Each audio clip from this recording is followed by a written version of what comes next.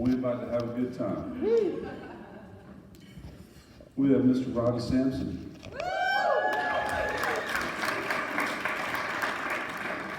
And get ready to be inspired. He's got a hell of a presentation. Awesome.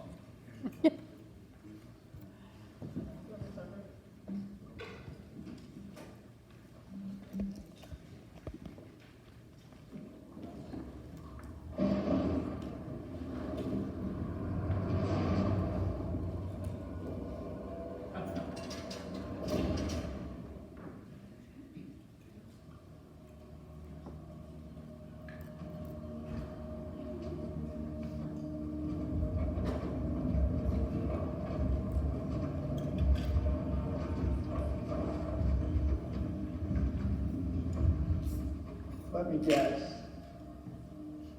You must be Xerxes.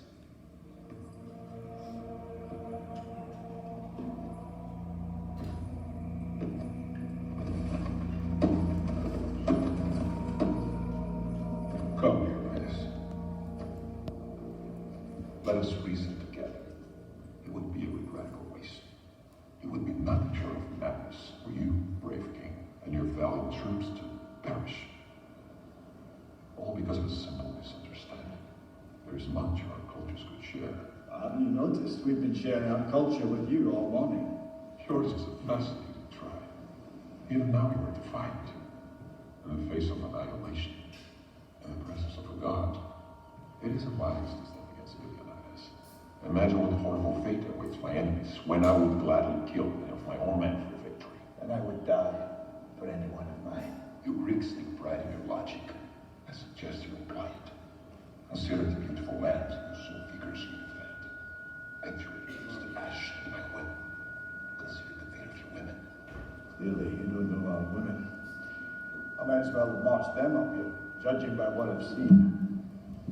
You have many slaves, Xerxes, but few warriors. It won't be long before they fear my spears more than your whips. It's not the lash they fear. It is my divine power. That I am a generous God. I can make you rich beyond all measure. I will make a warlord of all Greece. You will carry my battle standard to the heart of Europa. Your Athenian rivals will kneel at your feet. If you will but kneel at mine. You are generous. Because you are divine, King of Kings. Such an offer only a madman would refuse. But the idea of kneeling, you see, slaughtering all those men of yours has left a nasty in my leg, so kneeling will be hard for me. There will be no glory in your sacrifice. I will erase even the memory of Sparta from the histories. Every piece of Greek parchment shall be burned.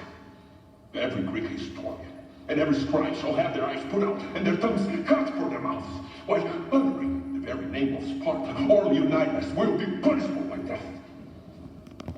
The world would not know you existed at all. The world will know that free men stood against a tyrant, that few stood against many. And before this battle was over, that even a god king could bleed.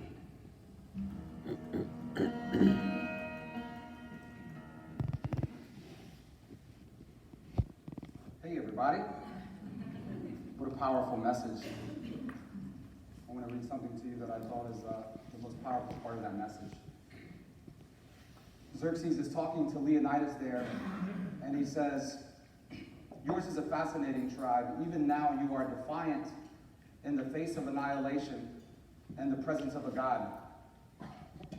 It isn't wise to stand against me, Leonidas. Imagine what horrible fate awaits my enemies when I would gladly kill any of my own men for victory. And Leonidas replied, and I would die for any one of mine. Pretty powerful statement. I just for a second, this is way out of my comfort zone. This is something that I really, really do with my team, my branch back home, because I go to war with them every day. And I bring this message because I know you guys go to war every day with your team. And 15 years ago, I was just a guy in a crowd like this. So I'm just humbled that I get an opportunity to lead a great, great team, a great branch. All these things that I've done, you guys can do. It's just, I guess I had a big why. So it's just been a crazy journey, and I'm going to share a couple of things with you guys today that I shared with my team. Every single year, we create a mantra. We create a buy-in statement. And last year it was chop wood, carry water, which a lot of you know. And this year, kind of inspired by this movie. You guys have seen this movie? Killer movie, right? Inspired by that. Inspired by some things in my own life that I needed to change. I decided to come up with this little talk. I don't know why I'm constantly reverbing. So I'm going to share a bit with you guys, but I just mainly just wanted to say, like, literally, all this that I'm going to talk about is cool, but it's something I want you to bring back to your team. And it's not something that's just off the head for me, it's in my heart. It's something I believe, because oftentimes we go through the year and we just get bogged down in its numbers and its units. But for me, it's way more than that. It's way more than money and closings and that sort of thing. So if you ever get a chance to spend a few minutes with me, you'll figure out that all this stuff means nothing to me, because that's not what drives me, right? What drives me is, at this point, is being able to give back and help you guys as much as I can. And that's really what I want to do. So if you don't know this story, I'll give you a quick rundown. So anyways, man, and a quick shot. Todd and Brett and Russ, just thank you for... Thanks for trusting me, man.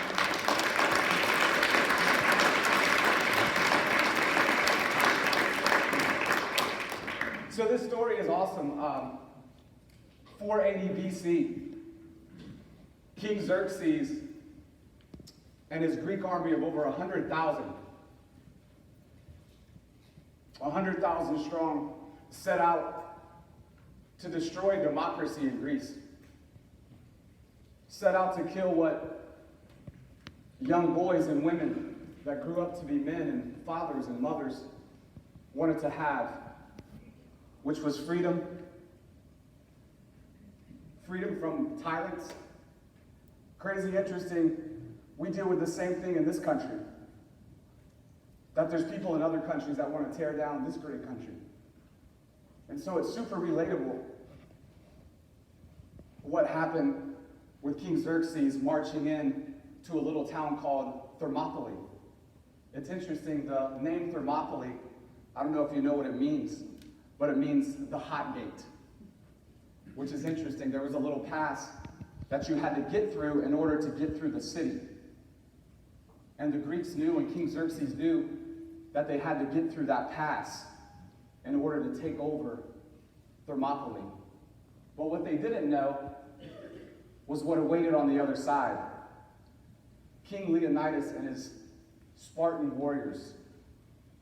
Spartan warriors are an interesting breed, if you've ever heard about Spartan warriors. So my question to you is, and I'm going to pick on a few of you, is think about right now when you were a kid and you grew up and we're here in this room, but I want you to envision back when you were 3, 4, 5, 6 years old. And I want you to think, and you can just raise your hand and call out, what did you want to be? What was that thing that you envisioned in your mind being? So I'd love to hear, and most of us, it's something that we just cannot forget. Like I knew as a kid, I wanted to be an architect. And so ask, I know Todd wanted to be an architect as a kid, which was an interesting correlation, but Mason, what'd you want to be as a kid? Actually the same. An architect. Bobby, what'd you want to be? Baseball player. A professional baseball player. Chris? Math teacher. A math teacher. Doctor. A doctor. I want to be a cheerleader. Love it. Love it. Jockey. Oh, yeah. Jockey. Lawyer. Lawyer. Veterinarian. Veterinarian. Rock star. A rock star. This side is quiet. Pilot. Astronaut. An astronaut. I actually want to be the president. This is 1960, so I'm a long time ago. Keep going this side. Richard, what you want to be? Wow. Anyone else? I wanted to be a garbage man. I thought it was really cool. Kevin Dame, what do you want to be? Wanted to be a professional bass fisherman. Yeah. I wanted to play for the Lakers, Robby. Oh, That's cool. An accountant. Coming from the accountant, essentially. What you didn't hear and what I didn't hear you guys say was you wanted to be a substitute teacher. Or not a very good math teacher.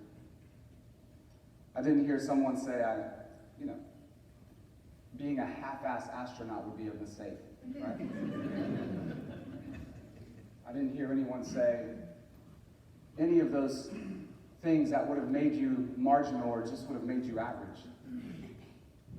As a kid, you all dreamed of doing great things. And then along the path, something called life happens. And we have to try to be something else.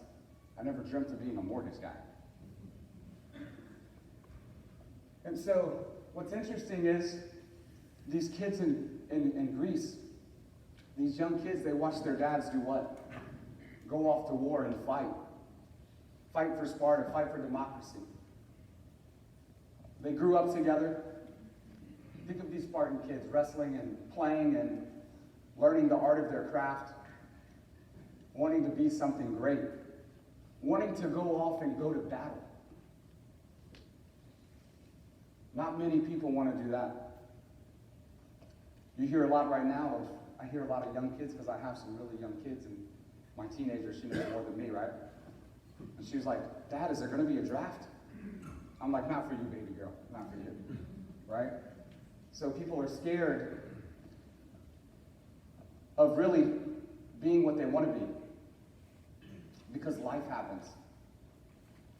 And so these kids, like I said, they grow up and they're just living this amazing warrior, Spartan life. And they're just dreaming for that day that they go to battle. And the cool thing is, you guys get to go to battle. And we get to go to battle every day. For different reasons, right? Someone tell me, what's the thing you love the most about this job? Brett, what do you love the most about this job? Relationships. Relationships. Scott? Keep going. Helping. Smiles at others. Making dreams come true. Security and freedom. That flexibility. Being a part of what is a memory in everyone's life is their home. You see what happened? That's what you want to do. If you were to uncover, those are the things you wanted to be as kids. Not a profession. And so we get this opportunity to do that. Back to the story, right? 300 Spartan warriors set out. Todd, I picture it in my head. It doesn't play out quite like this in the movie, but they have to get their battle gear on every day, right? So you have these Spartan warriors. They know that they're going off to fight the greatest formed army at the time in the world. King Xerxes' army. 100,000 to 300. They knew that the possibility of death was real. They knew that they probably weren't going to come back to see their loved ones. So there's a great saying in Sparta culture, and it was this. Right before the Spartan warrior went out to fight, they would say this. They would say, Spartan, come home with your shield, or come back on it. Because the wives and the children knew that Dad was going to do everything he could to come back with that shield in his hand. And so, I want to show you how that fight went down. We actually have some props. Pat and Bobby and Amber, come here real quick. These are exact replicas of the Spartan shield. Look at the shield. Pat has no clue what's going on. You guys come and stand up here. Oh, boy. Yeah, stand there, Pat, so stand out so we can see you. So I'll tell you what's interesting, right? By the way, this is That's the real deal. this is the real deal. Holy cow, that's like You got it? 20 pounds. Yeah, it's about 30 pounds. So, the Spartan warrior was trained from a kid to handle this. I'm a mortgage guy, I can't handle this for long. And he was trained to handle, are those heavy? Not like. Pat's about 35 pounds now, he's also a lot of weight, so I mean, that's as much as Pat weighs. But he told me he could handle it, right? He told me he could do the job. I said, Pat, it's gonna be heavy, can you handle it? He said, I got you, brother. So listen, the shield and this sword, by the way, quick story. So one of my best friends, you wanted to hear this, he's a neurosurgeon in New Orleans. And we've become really, really good friends. He's one of the top 25 neurosurgeons in the world. And it's interesting how smart he is. His dad founded Garmin. He's like, I'm a failure, I'm a neurosurgeon. And he sent this to me about a year and a half ago. And he said, Robby, every great leader needs a great sword. So this means a lot to me. Because I don't often feel like a great leader or a warrior. But I do know that every person in this room can be a Spartan warrior. So back to the fight. King Xerxes needs to invade Thermopylae. So he's trying to break through. And this is what's crazy, and I just want to tell you this. There's always someone in your crowd, someone in your group, and I'm sure we've all had this happen, that we thought we could trust and we thought we would love and we thought would go to battle with us. But they were not. They were the complete opposite of that. Has anyone ever had that happen? Yeah, we can all agree to that. So I don't know if you know this, but the same exact thing happened in Thermopylae. One of King Leonidas' servants decided to rat out the only entrance to the city that the Spartans were fighting to die for, to protect, for their freedom, for their people, for their wives, for their kids. Someone on the inside ratted him out. And he told them how to get through. And so there's a fighting style in Spartan culture, and I'll show you what it is. You guys get shoulder to shoulder. Hold that shield in your left hand. Yeah, get that shield on your left hand. And you guys get shoulder to shoulder. Look at that. That is a couple minutes, I'll get to the point. Hey, this is going to be too much. So, oh my God. I should have called someone else. He was just so like, whatever. So there's a fighting style called phalanx. Has anyone ever heard of it? Cool. So the phalanx style of fighting, guys, and this is why the Spartans were so incredibly powerful.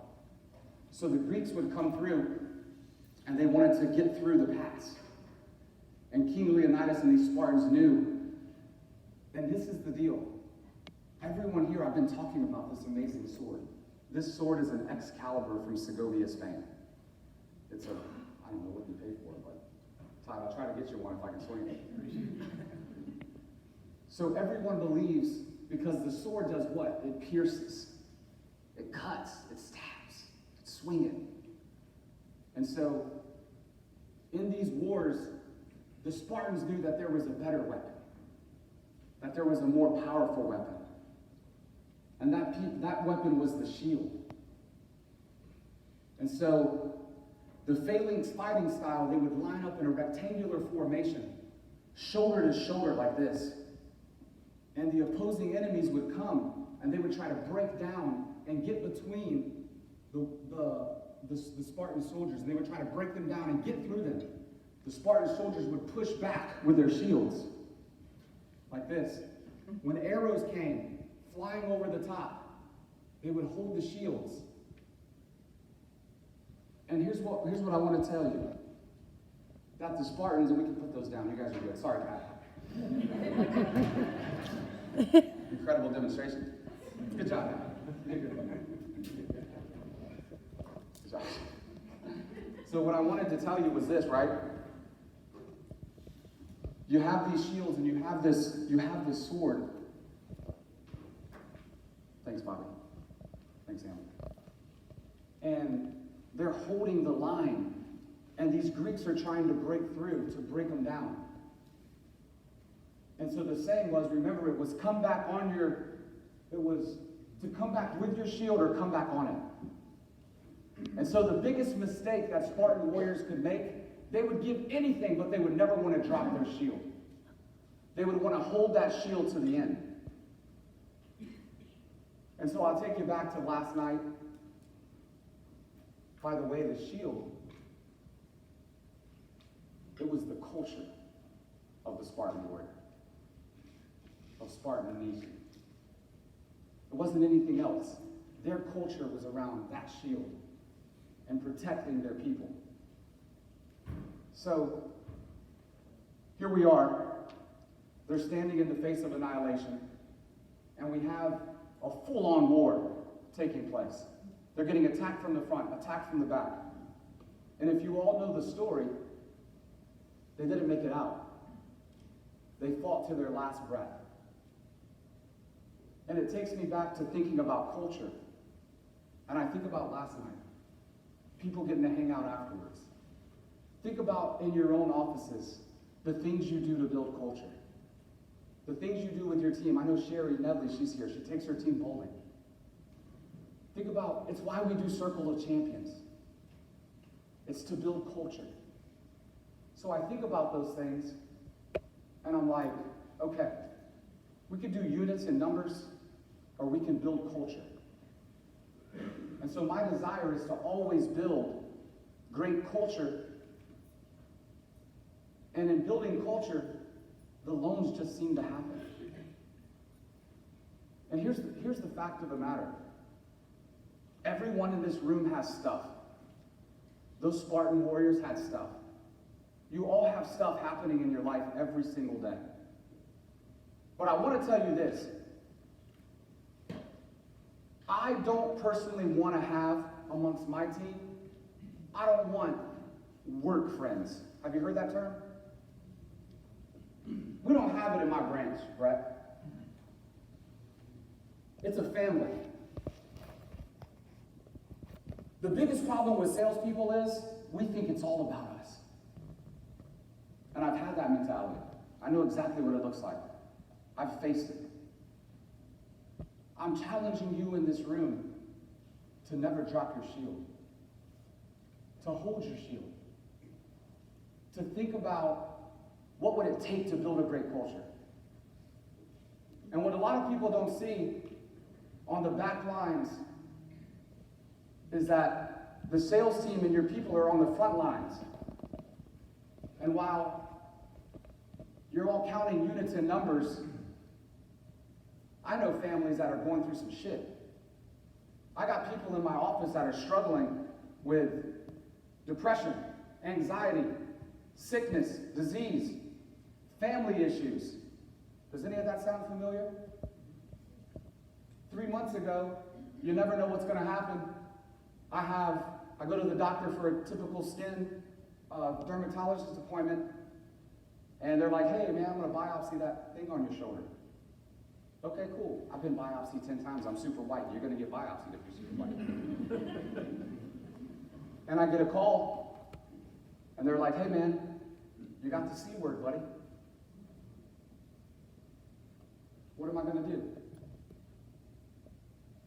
I had a team at my office that supported me. You guys have things going on in your life, but you got to tell your team what's going on. And your team's got to trust you enough to come to you when something's going on. And if you want to build a great branch and do hundreds and hundreds and hundreds of loans, you got to start with trust. You have to start with culture. I tell my team every day, work friends are for other companies. They're not for this company. My team knows I will go to war for them. Ask the operations and the underwriters. They know it. Jane, love you. But it's more than that. I have this bracelet on my arm. It says, never drop your shield. I got it for all my team. Had someone in the branch say, shit's been so bad, man, I was going to take a bottle of pills and call it a day. And he said he looked on his wrist and he saw this. That's what it's about. And if we do that, everything else will take care of itself. I encourage you to stop being so selfish. Make it about others. Live with an attitude of gratitude. Go to war for your team. I know these guys in this room will go to war for me. And I got 10 soldiers in here, 100% they know I'd lay it down for them. Yes, it's all metaphorical. It doesn't have to mean death. But when something's going on in a branch, and I see someone that's down, don't fucking ignore them. Build a relationship. Have a drink. Have dinner at your house. Do the things that build great culture. Do those things, and you'll never have to worry about it. And I promise you this, if you get to know me, if you get to build a relationship with me and these owners that I know so well, and these managers and people that I love, if you go with us, you'll never have to worry. My team knows that. As long as they stay with me, they'll never have to worry. I got their back.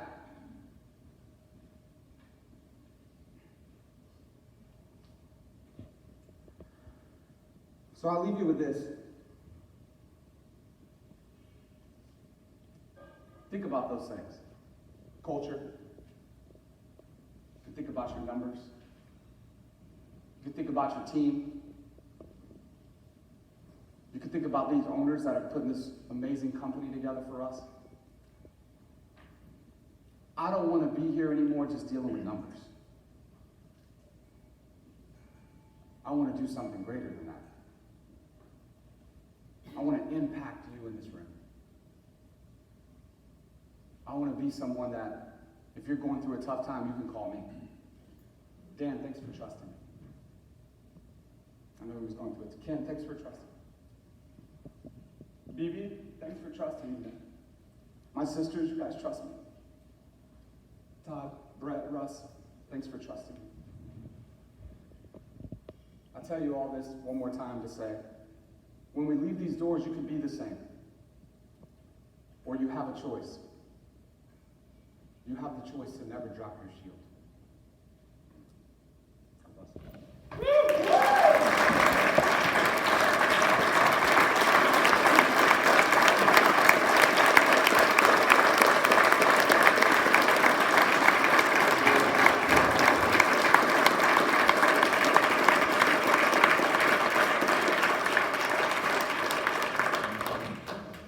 That was pretty. God damn, I'm not supposed to cry in this thing. Dang. I'm a high eye, man. I'm all in. Yeah. That's seriously, that's awesome. One more time for Robby.